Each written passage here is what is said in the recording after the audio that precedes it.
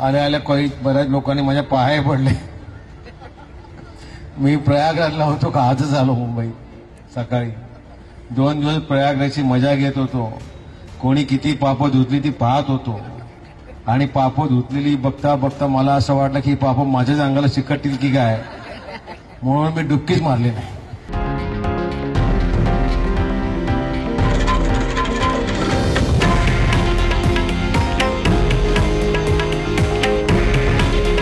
हे आहे देशातील नंबर 1 न्यूज नेटवर्क आणि आपण पाहत आहात TV9 मराठी। काळजी तुमची, हित महाराष्ट्राचं।